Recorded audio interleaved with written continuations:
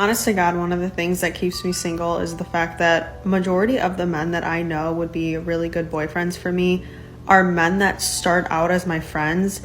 And once I view someone as a friend, it is quite literally impossible for me to view them as a romantic partner. And I feel like this idea of friend zoning people is a lot more complex than it may come across because, like, when you think about it, when you view someone as a friend initially, why would you randomly decide one day that you have all these other feelings for them and that like you view them in a romantic way? Because I have someone in my life, for example, that has been in my life for like 9 years now, and this person has like stated to me many times that he's in love with me, and I actually did try things with him like 5 years ago, and I just could not get there. And the reason for that is because we started off as friends in college. Like when I first met him, never did I view him in a romantic way. And so because I initially didn't view him that way, like obviously I wasn't able to get there with him. And I tried so hard. I tried so hard to try and form those feelings, but you can't force feelings like that, especially if it's someone that you have known as a friend for a long time. And it's actually really frustrating because I know that this person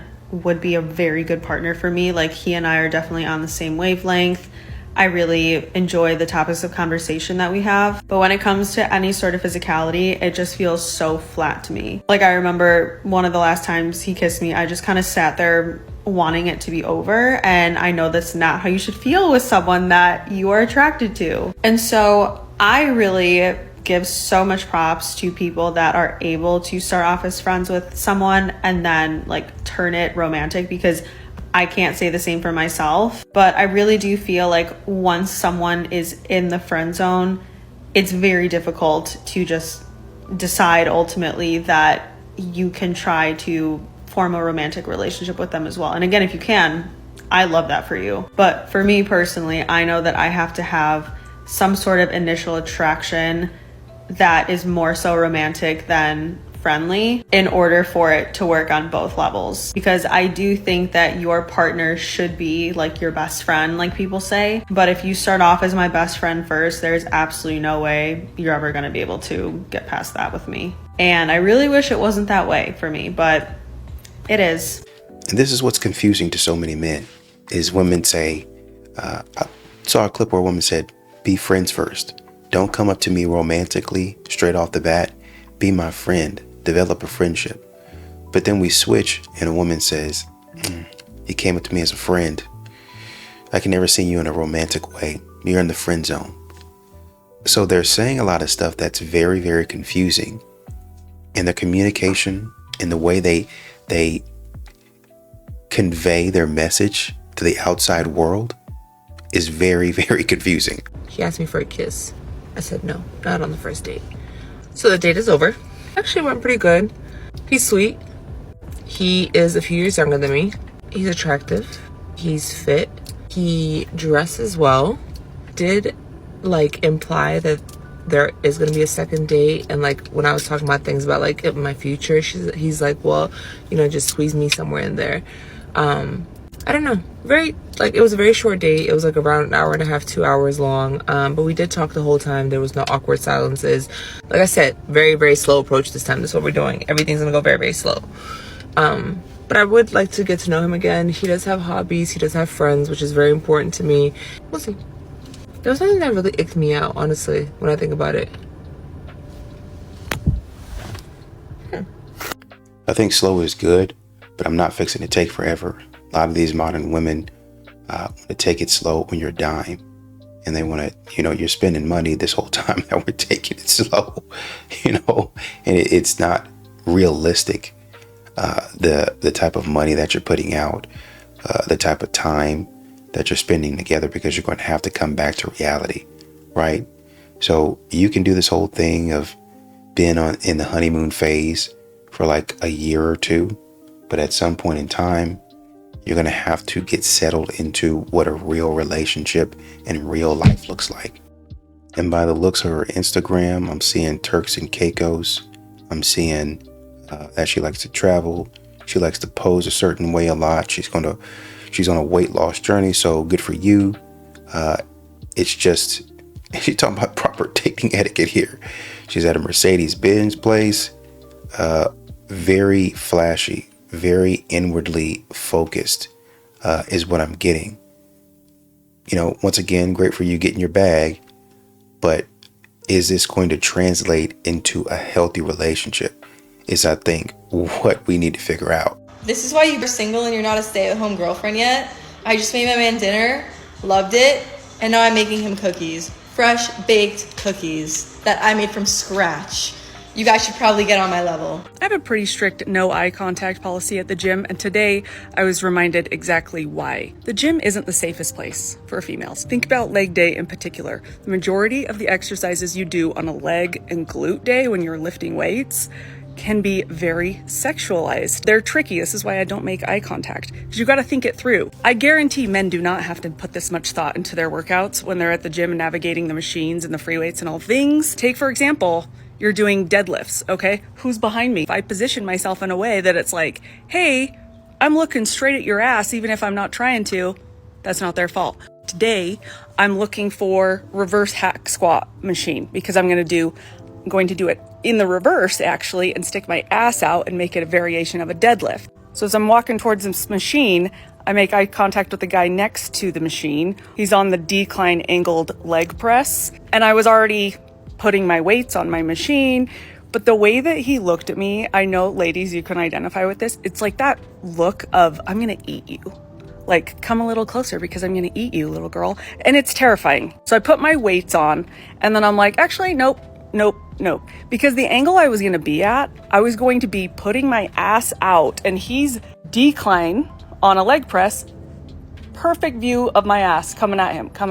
And that wasn't even be his fault. But because of the way that he looked at me, I'm like, nope, I don't think so. So I'm going to go over one machine until you're done with that machine and we'll just circle back. And I clock him seeing me abandon my machine that I was putting weights on and opt for the one next to it. And I swear to God, I thought he was going to come over and say, hey, I don't know, like whatever it was, like, hey, you can work out here, which wouldn't have been his fault. But I'm like, please don't say anything because I had already had it planned. I was going to say, oh, I'm supersetting. Not. Actually, you looked at me really creepily and I'm going to opt not to work out next to you because of it. But you know what? If he wants to think I'm a bitch, he can think I'm a bitch. Or he may not even think anything of it. But I stand by, it's dangerous to make eye contact at the gym. So there's not a lot that he did. He just gave you a look. You felt uncomfortable, which okay. But you then openly admit that he didn't do anything to you. He never did anything to you at all. You guys think that you're the main character in people's story. At some point in time, you guys need to get over yourself. You really do. I know this is going to sound mean, but I just need to rant for a minute. Do ugly guys have more confidence than hot men? No. Because why did I go out dancing last night and the only guys with the balls to come and chat me up were 2s and 3s? And I am not saying that I'm a perfect 10. Well, I will hope that you don't think you're a perfect 10 because you're far from that. But what did Mario say? Here we go again. Look, you're a 3, maybe a 4 at best. You're below average. I'ma just keep it real with you. I know we live in a world and a society where we're not supposed to keep it real with women and we're supposed to save their feelings like they're a kid and lie to them and make them feel good about themselves. But you're not the most ecstatically pleasing woman on the earth. Your damn self. Like I said, you're a 4 at best. So there are going to be guys who's actually on your level approaching you because the more attractive guys are not going to approach you because you're not an attractive woman. 1 + 1 = 2. But y'all be thinking 1 + 1 = 28 or some shit. No. I know every woman think that they're beautiful, that they're a 10, but y'all are not all 10s. Hopefully y'all will wake up. I hate that the world lied to women so much because back in the day, they didn't used to do that. Women that were less attractive knew that. It really be your own people, dude. My 16-year-old just found out that his dad isn't his real dad anymore because of my bitter-ass sister. She claims it's for his own good. But in what way is that for his own good? When I found out I was pregnant with my son, I made the logical choice to pick the father that made the most money. His real dad was working at McDonald's for like $8.25 an hour. I don't want that as a man. He was just one of my hoes, and that was that. And I got pregnant, and so I picked the richer dad. And although the richer dad didn't take care of him and hasn't been around, he does pay child support, and he pays a lot, and it pays for a majority of my rent. Well, my sister never liked that, and I finally let her have my son, thinking I could trust a bit. And she tells my son and confides in him that his dad isn't his real dad, and now he went and found his real dad behind my back with my sister, and they are all trying to fight and get my son taken away from me. My son doesn't want to live in my house. We haven't talked in 3 days. I think it's the most miserable thing a person can ever do is ruin some shit like that. I picked the right choice. Now who's going to pay my bills now? Because now they also told that the guy that's been on child support all these years, and he's trying to come after me and sue me for all the money he's been paying. I think it's absolutely ridiculous. Like, I didn't do anything wrong here. So my boyfriend at the time had always been open with his phone, like gave me the passcode, but it was like an 8-digit passcode. I was like, I'm not learning this. So he put my Face ID on his phone so I could open it up, look at it, anything I wanted at any point in time. It was always just free reign. I don't care. He had my passcode, like, was never an issue. And then one week we went to his hometown, the home state that he is from, so I could meet his whole family, meet his dad, the whole shebang. So then a couple of days in, he starts acting weird with his phone. Like, I would ask for it because he had the better phone, therefore he could take the better pictures. We always took pictures on his phone. That was just always a thing. And I'm like, let me see your phone. He's like, why do you need my phone? And he like turns it over. He's like, why do you need my phone? And I was like, to take pictures. You have the better phone. Like, this is what we do. Let me see your phone. And he's like, yeah, 1 second. Let me just text Daniel back really quick. And so he texted back and he gave me the phone. I was like, okay, cool, whatever. I'm like taking pictures. It's gorgeous. It's scenic. They have like so much land. It was really pretty trees, etc., etc. Nothing comes through the phone. Like, I don't think of it again. Later on, we're in DC and we're going to see some of his friends later that day. And we're in DC, so of course I'm taking pictures. I'm like, let me see your phone. He's like, why do you need my phone? I was like, to take pictures. We've been out. Why are you being weird with your phone? He's like, I'm not. I was just expecting a phone call from Daniel. Like, we're meeting them later. But yeah. Here. So I take the pictures. I give him back his phone. A couple of hours go by. And he's like, I missed a phone call from Daniel. Like, I don't understand why my phone's not like alerting me of these phone calls. Whatever. I'm taking pictures in a little bit, and I'm like, your phone's on Do Not Disturb. That's why nothing is going through. That's why no text messages and no phone calls are going through. Why is your phone on Do Not Disturb? Why is your phone on Do Not Disturb? And he was like, oh, I must have accidentally done that. Like, that's so weird, blah, blah, blah. Remember in the car, again, I'm like, hey, let me see your phone. He's like, why do you need my phone? And I was like, because you have the photos. I'm going to airdrop them to use my presets. Like, what? We always do this. And he's like, yeah, let me text Daniel back. We're telling him, like, when we're going to meet him. Because we were on our way to meet him. And so then he hands me his phone, and I'm just like, why are you being like that? And I honestly started a little bit of a fight. I'm like, why 2 days into us being back in your hometown, are you being weird with your phone? Who are you texting? Who is it that you've reconnected with since we've been here? Even though I've been with you 24/7, who are you texting? Like, why are you being so weird with your phone? I start a fight. I do. Turns out he was proposing the next day, and he was texting my best friend and the photographer to kind of make sure everything was good to go. My bad. So a dude in the comments said it's an amusing story, and I do appreciate it, but you did exactly what everyone should do, which is without hesitation address changes in behavior. Everyone should strive to do this. And there was a comment underneath that that kind of replied to him, and she said, right? I was thinking what a good thing it was that she immediately dealt with it. I was cheering her on. I'm so happy that his sneakiness was in service of a truly loving thing, but he fumbled that part of the proposal. He didn't fumble anything. He was trying to surprise her, as is common with almost every freaking proposal.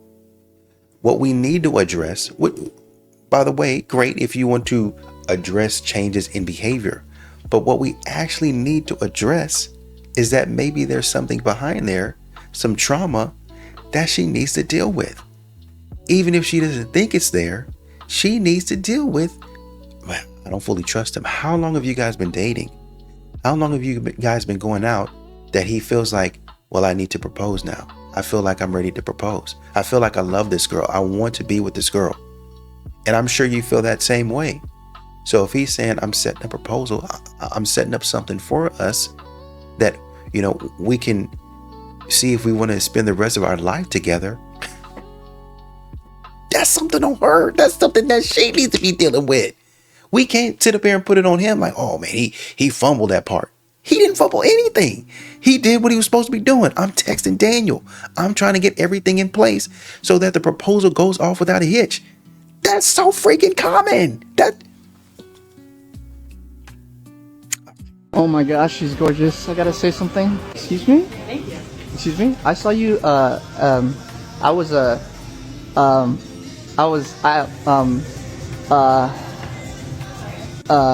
never mind. Somebody in the comments said she was really hoping that you would hit on her. Well, she was probably going to use this for TikTok later. Oh my God, just the sweetest thing happened. A man came up and approached me. If a guy ever asks you to split the bill, if he says, oh, like, would you like to split it? Be like, oh, my bad, I thought this was a date. And he would be like, well, yeah, it is. Oh, don't tell me you're one of those. Like, yeah, I'm very accustomed that a man would, pay for the bill. You invited me out here. And he will be like, well, this place is expensive, or, whatever. Be like, I'm going to be honest with you. If I had known that I was going to pay for my meal, I would have picked a nicer place. Just start embarrassing him so that he knows that he is not in a financial position to date. Like, men, you need to focus on getting an additional income stream. Like, go hustle on the weekends. Literally, you could go to garage sales, find furniture, and put it in your truck, and then flip it on Marketplace. Go on Gary Vee channel. Go get some Tony Robbins. Go get some inspiration in your life so that you're motivated to have some funds for your dating life, for your girlfriend. If you can't afford to take a woman out to dinner, then you need to be focused on what you need to be doing is advancing your financial future. Modern women don't be accustomed to nothing. This is just like, think of this as sales. When you're handling rejection and objection and things of that nature, when the customer says no, my dad said, the sale doesn't start until the customer says no. Think of this as the man saying, no, I don't want to pay for that. So they go into the whole script, and she's trying to teach them a script, albeit stupid, but a script. Y'all not gonna like this, but I'm gonna say it anyway. Why are so many black women not getting married at the same rate as other women? Well, here's the truth. Other cultures raise their sons to think of marriage as a goal. They go to college, they graduate, the plan is marriage, house, family. They have a plan. But in our community, a lot of black men are not raised with that same blueprint. Instead of preparing to build, too many men are out here creating broken homes, too many baby mamas, too many families that don't have a dad in the house. Quick to have a baby and leave the mom, have a baby mom, but slow and drag their feet to real commitment in marriage. Black women deserve love too. Black women deserve the fairy tale, the American dream. We want that too. We want someone to get down on one knee and love us and propose to us, and we want the marriage and we want the family. It's just too many black women out here trying to live up to this stigma that we're strong black women and we can make it and we can get through. No, I'm not. I'm actually weak.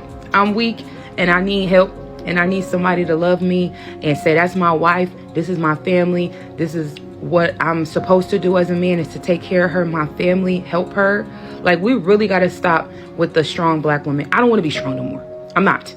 I honestly don't even think that's statistically accurate. I went on a date tonight, and the guy comes home with me, and he asks to use the bathroom. And when he comes out, immediately, he's like, I have to go home. And I was like, okay. And he leaves, and I go into my bathroom to investigate because I'm thinking I left a huge in the toilet. And then I see my bathroom mirror. And I'm like, oh, my affirmations. I did not take them down. So if that was my soulmate, he is not just around the corner. He is halfway uptown by now. So ladies, this is just a friendly reminder that if you're single and you have affirmations, which I guess is the same thing, it is important to put those affirmations up, but it's more important to take them down when a guy comes over. Because you may deserve love, but you're certainly not going to get it from a guy who finds your self-esteem cheat sheet and deep down knows you're a disgusting piece of shit. I gotta say, that first one is a little iffy. That second one might have definitely done the trick. We as women have to start thinking about dating men differently, because there is a very big energy gap between the exchanges that happen when we date a man versus when they date us, or when they sleep with us versus when we sleep with them. A man in his life has never had a pregnancy scare until a woman reaches out to him, and then he might worry about it, right? But he doesn't worry about it the same ever as we have to, and probably do every time we roll around on a mattress with somebody. And that is why I will die on the a hill that sprinkle ladies advice, share 7's advice, is the best out there. That is the only way we can make sure the energy exchange between us and a man is mutual. That we are getting more than what we're giving is if he's providing for us. Because if not, we are losing. We are being drained. We are risking our literal bodies and life to be with a man. And for what? If he's not taking you on dates, if he's not buying things for you, if he's not helping solve problems for you, then what's the point? You are risking your body and your life to spend time with that man, and for what? For literal what? And if a man doesn't recognize this or see this, acknowledge this, respect this, honor this about us as women and how our inherent nature is different because of our biology, you need to run away from that man and never look back. Go find another one because you're a powerful goddess. Okay, bye. Well, I guess I would ask, how many pregnancy scares have you had?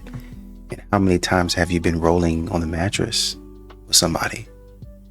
After a cycle of dating toxic men, or maybe you were the toxic one, you are going to date a really nice guy. He is going to be so good to you. That is not your man. This is the first guy that has given you the bare minimum treatment. This is the first guy who has showed you what the foundation of dating someone should look like. Kindness, thinking of the other person, opening doors for you, literally the bare minimum. And you're gonna be like, oh my God, the love of my life. This is not the love of your life. This is just a dude. I understand because that happened to me. It's happened to a lot of my friends. It's that first healthy relationship that you get into after a cycle of toxic ones. This is your opportunity to take a step back. And instead of attaching yourself to this human being because they're giving you the bare minimum, you need to understand what it is that you actually want in a relationship, in a partner. You need to understand if you are the person that you want to be with yet. You have this idea that this person is the one for you because they're kind and nice, but that is the bare minimum.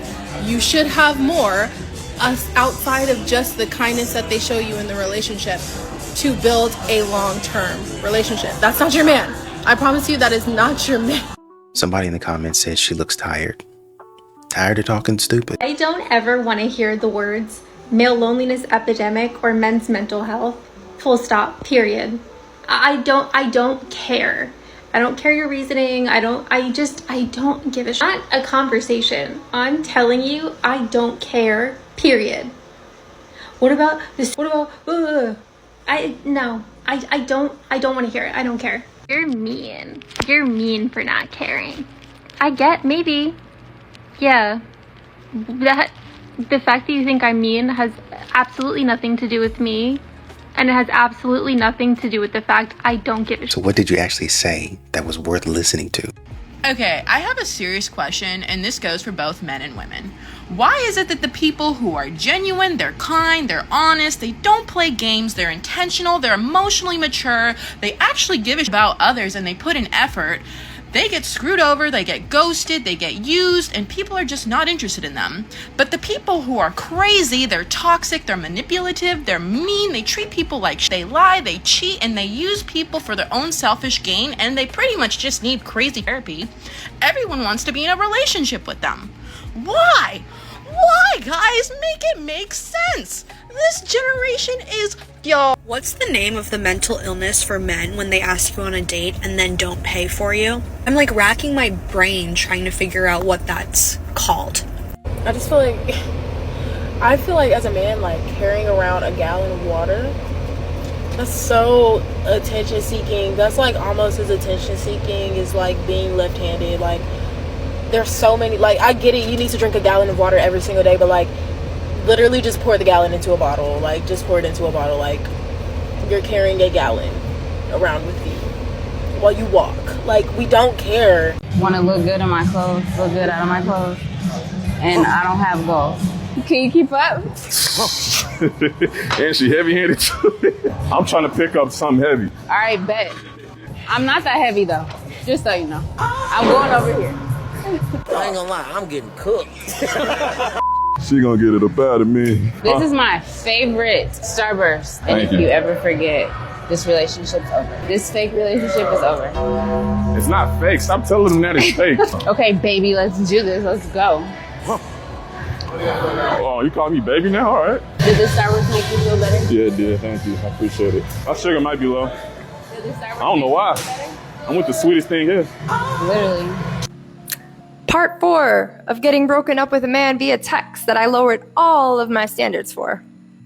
One of the things I neglected to mention in my prior videos is that I'm really big on health, eating healthy, paying attention to what you put in your body, taking supplements, making good choices, keeping your body moving, things like that. And I'm not one to judge, but I'm very observant about people's eating habits and their activity levels. We're going into our 40s, and I don't want to be with someone who's potentially going to be having a heart attack or having some serious medical issues in my future. I don't want to be taken care of that. I want to take proactive steps now to make sure we have a long life in the future. So one of the things that I noticed about him was an incredibly unhealthy lifestyle, eating fast food all the time, not really exercising, and then his routine was kind of getting home from work, sitting on the bed, talking to me on the phone, and playing video games for the rest of the night. That was his day in and day out until it got to the weekend. And, you know, if he had his son, he was a little more active, but that was the gist of it. I got him supplements because he started complaining about a bunch of different ailments, and he was in a lot of pain in his head and, you know, different things that I was trying to have him take so that he can help his sleep and help with the pain that he was experiencing. I kept telling him, you're almost 40, we need to start taking better care of ourselves. So keep that in mind as I go into this next part. I think I already know why she's about to get dumped, but she can go ahead and tell the story. So the day that I move is a Wednesday. He was supposed to be at my house at 9 because I was going to come get the lease signed and then move in. So I meet up with him. It's like 11 o'clock in the morning, and he's already late because I guess there was a misunderstanding in communication. Fine. But he's getting on my case because I didn't reserve a trailer. I haven't moved in 12 years, and the last times that I've moved, I've hired a company to come and pack my house and move it for me. So I didn't know I needed to reserve a trailer. I thought you could just go wherever they had trailers and rent one on the spot. So he gets frustrated and he's like, fine, I'll go do it, whatever. So he's me because he didn't want to spend all day moving me, but then on his way to go pick up the trailer, he stops at a donut place, gets donuts, and then delivers them to his ex-wife and son, who happens to live in the same town that I live in. And I'm like, that's interesting. I'm moving and you didn't even bring me anything. Like, you didn't even think to bring me a donut? This is manipulation. The donuts were for his son. His ex-wife is really she's just getting the benefit of it, but he's actually delivering them to his son. And at this point, I'll go ahead and say why I think she's about to get broken up with, and then let her finish the story. I think she's controlling, in this case, manipulative, which, her saying, well, I was telling him I'm not trying to do this, I'm not trying to do that, which is fine, but you're going to go through menopause. And there are horror stories out there where a woman completely changed after so many years, and a man just had to grin and bear it for years. Some women have walked out on a man, divorced a man because of stuff that they were going through, only to find out after the divorce, he was never the problem at all. It was me. And now I don't know what to do because I ruined everything. That's the path that we're headed down. He's the problem. I lowered my standards for you. You're the one that should be happy to be with me. Okay, but go ahead. I could be wrong. Again, I look past it. So it takes him a really long time to get the trailer because of the little pit stops he's making. So while he's there, I'm like, let me not waste any time. And I start getting boxes and loading them into my truck. In this process, I roll my ankle. I call him immediately and I'm like, okay, please don't be mad, but I just rolled my ankle. Somewhere in the time that I'm talking to him on the phone, the trailer he just picked up detaches from the back of his truck and it rams into the back of his truck, messing up his bumper. So he gets off the phone all of a sudden and all I hear is commotion. So I'm calling him back, trying to figure out what's going on. So he shows up at my house to help me move and he is in a foul mood. He is pissed off and doesn't even ask me how I'm doing, doesn't even look at one of my legs got a really bad road rash. The other one is like as big as a grapefruit because it's so swollen because I rolled my ankle. And he's just like, whatever, let's get this done.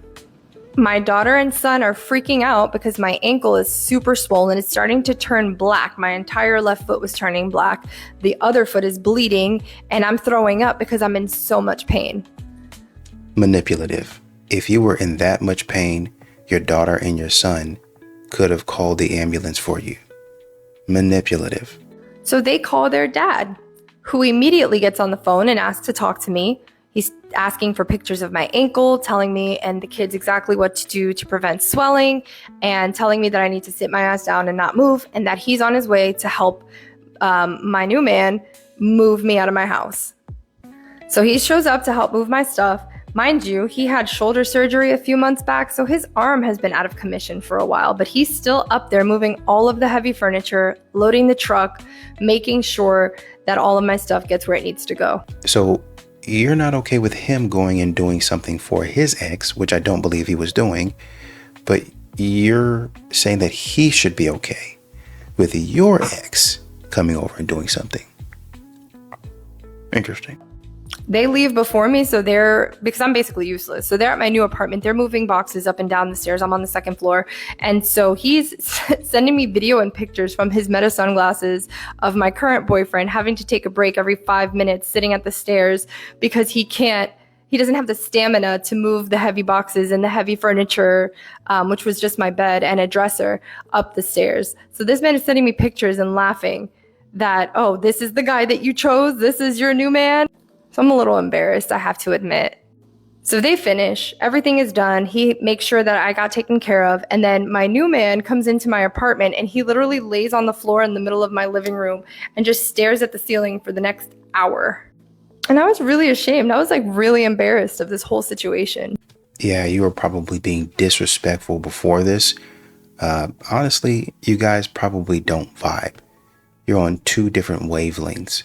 And what you're trying to do is force him into your lifestyle. He's probably a really good looking guy. And so you said, oh, shoot, he's really good looking. I can work on this, and this, the classic. I can try to change him sort of thing. And now you're upset because the guy is who he always was. It doesn't sound like a bad guy. It just sounds like you guys aren't doing the same thing. So you actually wasted your time. And apparently this is her baby daddy, which she is saying he had shoulder surgery just a few weeks ago or whatever and whatnot. From the way that he's swinging his daughter around, it looks like his shoulder is just fine. Not everyone gets this. I'm blessed to co-parent with this person. You know, if y'all were so great together, then y'all would have still been together. But obviously y'all went in a different path, just like you and this other guy. You know, maybe he needs to work on his health, which absolutely he does, especially going into his 40s. But maybe you need to work on your attitude. Maybe you would have definitely continued. This was just the beginning of it. You'd have definitely disrespected this man over and over and over again. If this, you're mad at him for bringing his ex donuts, which you say, but then this is the video that you put up. I don't even know if this is the video that you put up. Oh, this is what I'm blessed with, to co-parent. This is a shot. This is hoping that your ex-man sees this and says, look what you're missing out on. Look at how great my life is.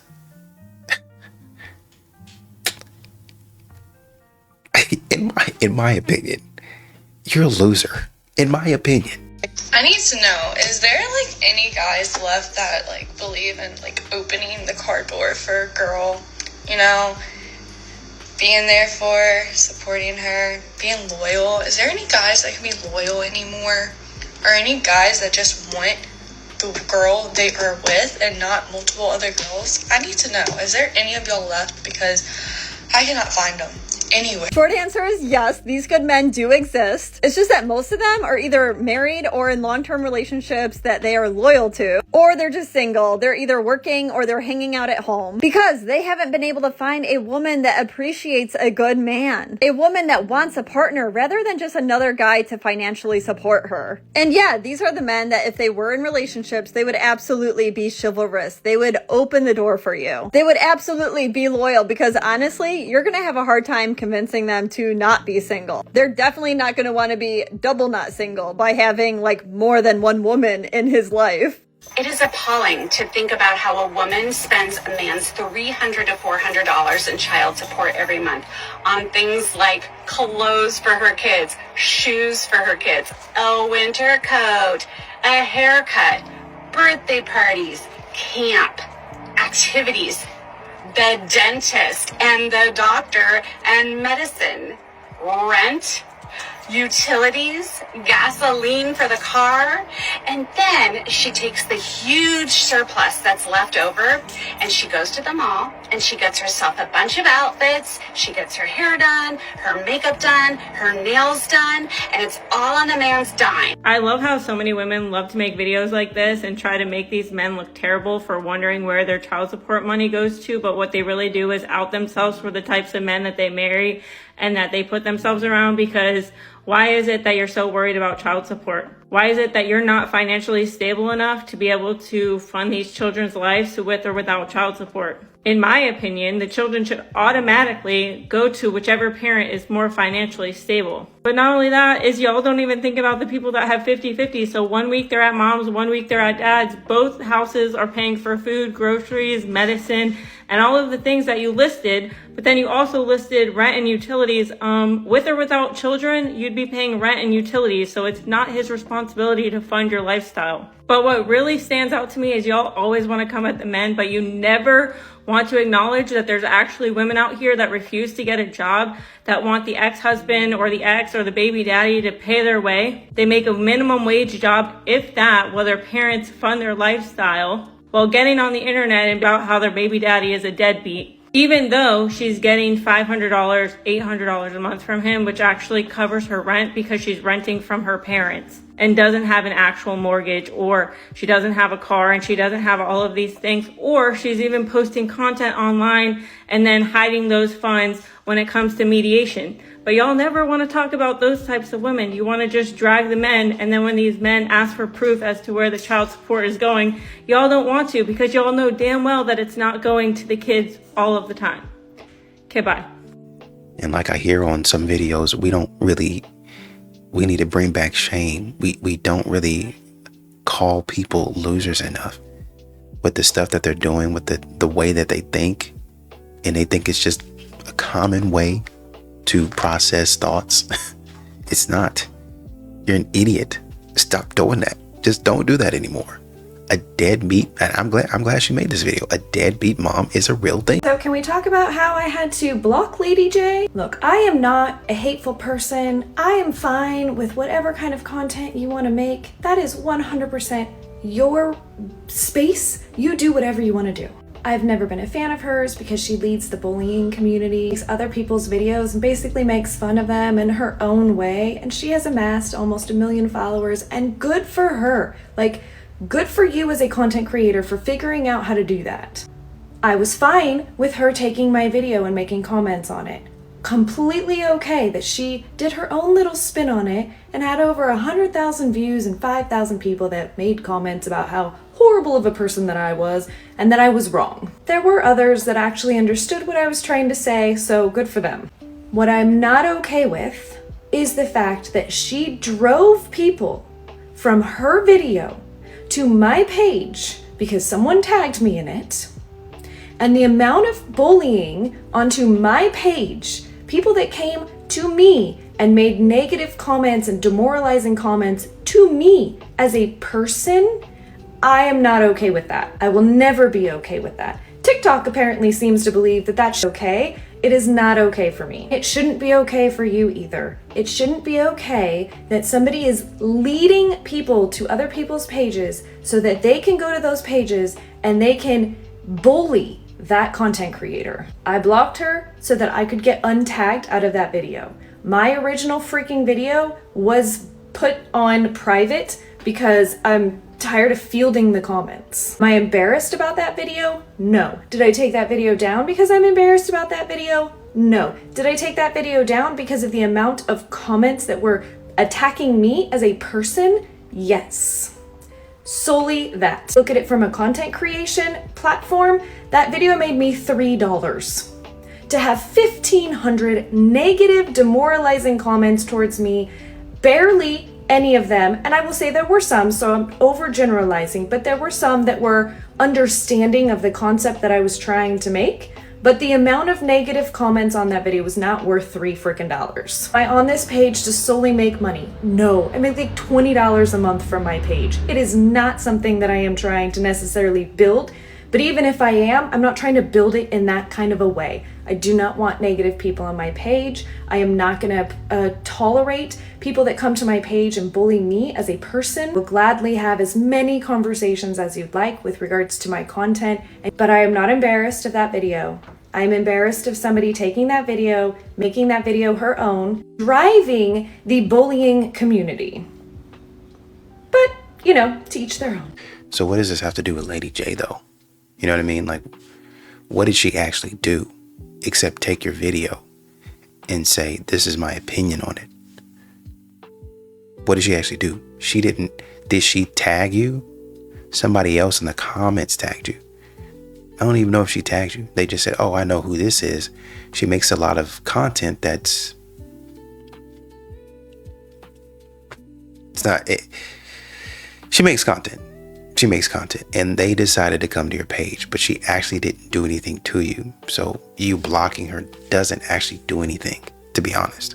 Making accusations of assault or making it up. Hey girly pop, I bet you weren't expecting me since you blocked my main account, even though you're still using my content to monetize. Let me go ahead and make a response to your video here.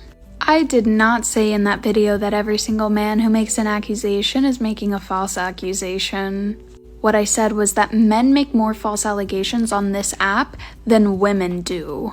And the reason I say that is because I have seen a large portion of men on this app make false allegations of SA to push a point. These men are tokenizing the struggles that victims, whether that be man, woman, or child, go through to make a point. What is that point, you may be asking? Whenever I make videos talking about why we should believe victims, all victims, right? Men, women, and children, I'll have these men come up into my comment section and they'll say that I did something to them or that another person in the comment section did something to them.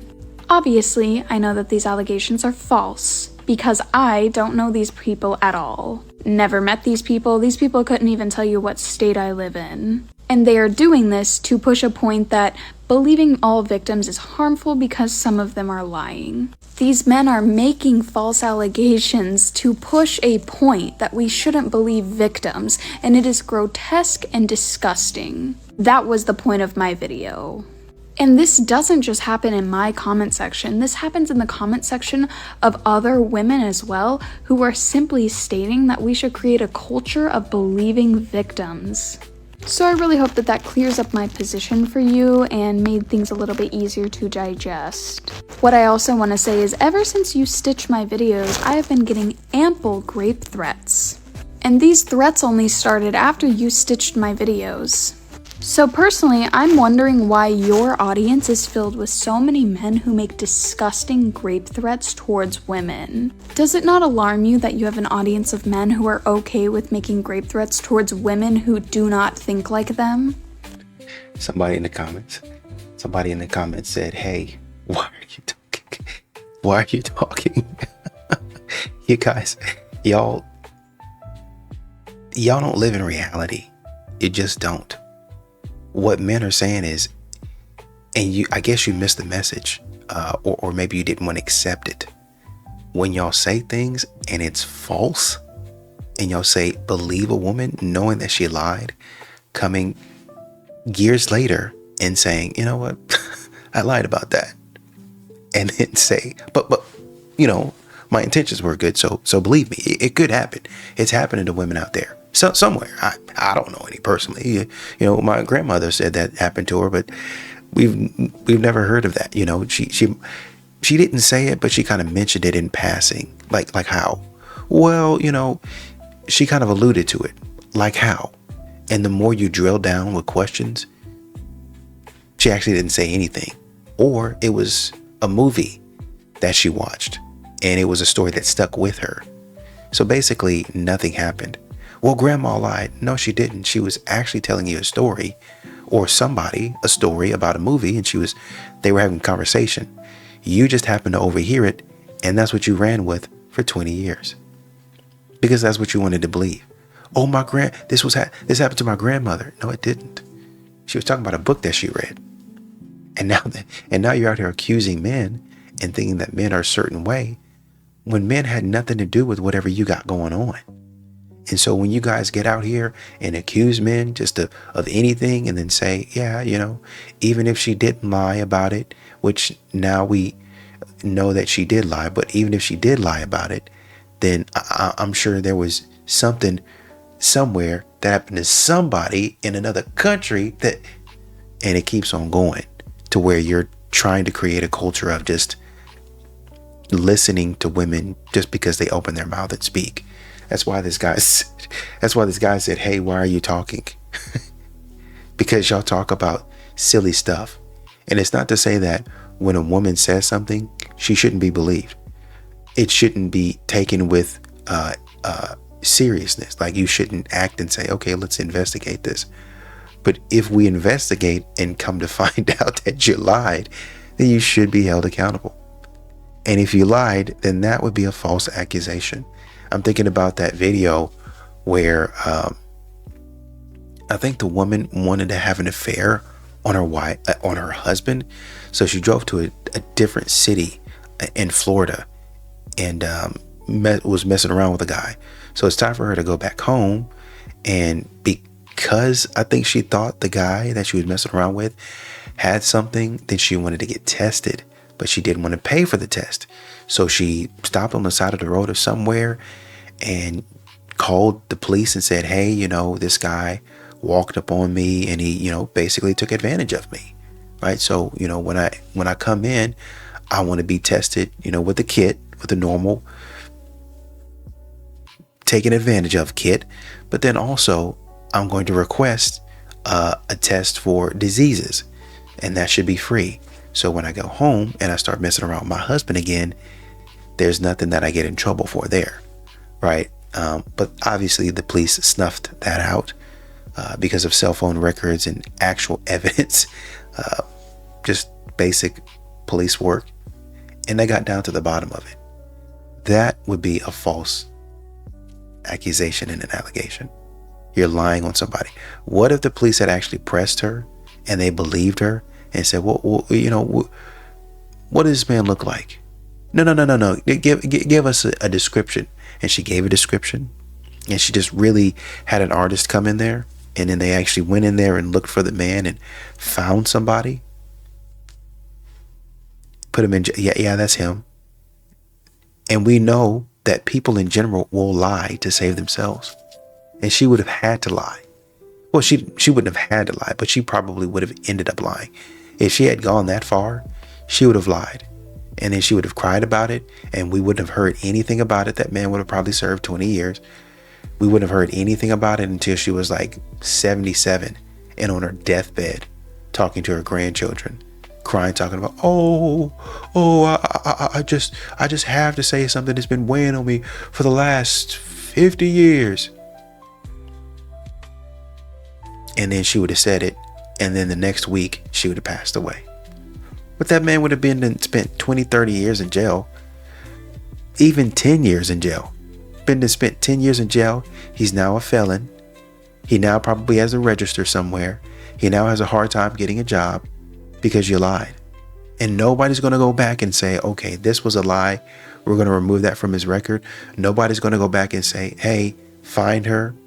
Well, she's an old lady. She didn't. She's having a problem. Just let her be. Nobody would have said that. Nobody would have protected the man in that instance. So no, you shouldn't believe all women because they lie and they make false accusations.